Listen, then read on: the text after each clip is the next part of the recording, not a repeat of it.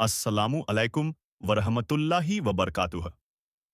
दोस्तों, आज की इस वीडियो में हम बात करने वाले हैं इस्लाम की उस पहली जंग की, जो 1400 साल पहले मदीना की सरजमीन से शुरू हुई थी, जहां सिर्फ 313 मुसलमानों ने 1000 काफिरों का सामना किया था।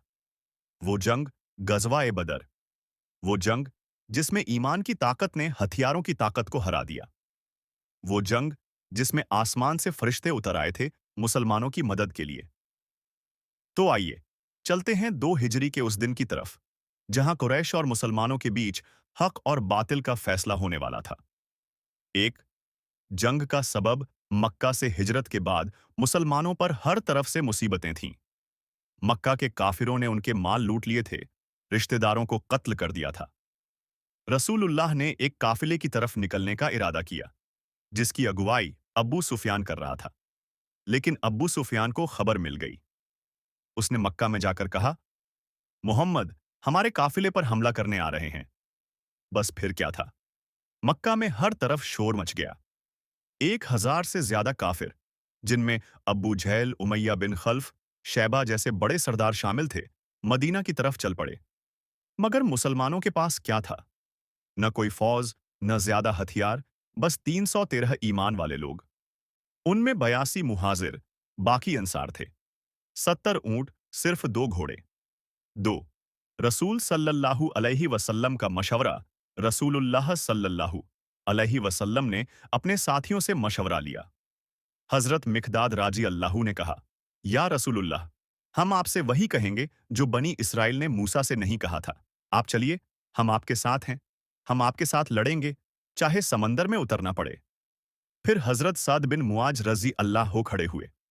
या रसूलुल्लाह, अगर आप हमें लेकर दुश्मन की तरफ बढ़ेंगे, तो हम भी आपकी कसम खाकर कहेंगे, हम पीछे नहीं हटेंगे। रसूलुल्लाह सल्लल्लाहु अलैहि वसल्लम के चेहरे पर खुशी आ गई। आप सल्लल्लाहु अलैहि वसल्लम ने कहा, अल्लाह की कसम, ऐसा लगता है जैसे मैं देख रहा हूं, काफिरों की लाशें जमीन पर बिखरी पड़ी हैं। 3 रात का वक्त रात आई, तो मुसलमानों ने अल्लाह से दुआ की।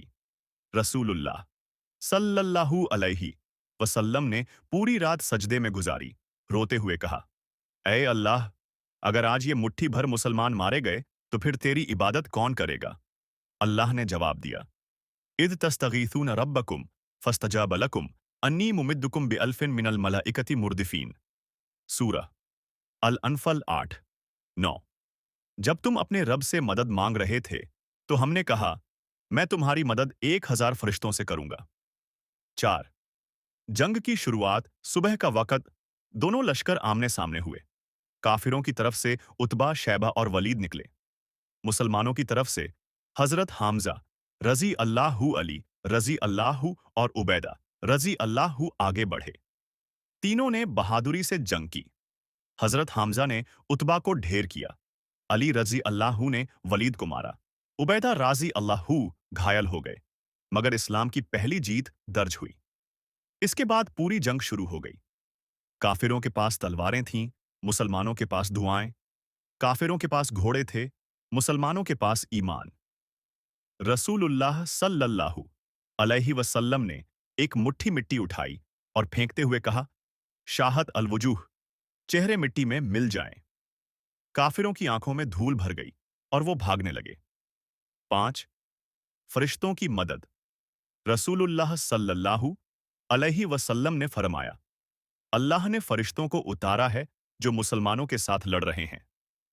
कई सहाबा ने बयान किया, हम देख रहे थे कि एक आदमी सफेद कपड़ों में तेज आवाज में काफिरों पर हमला कर रहा है, लेकिन जब देखा, वो इंसान नहीं था, वो फरिश्ता था।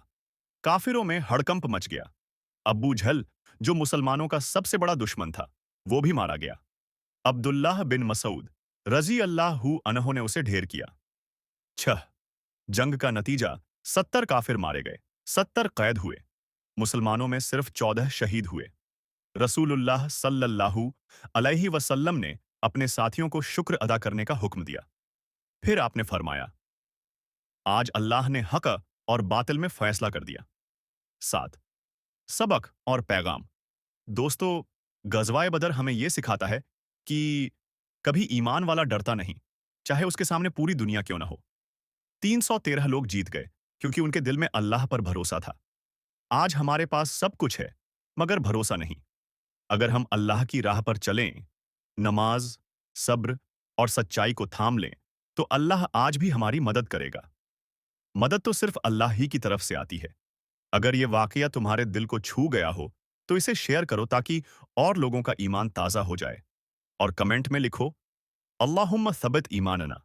ऐ अल्लाह, हमारे ईमान को मजबूत कर दे।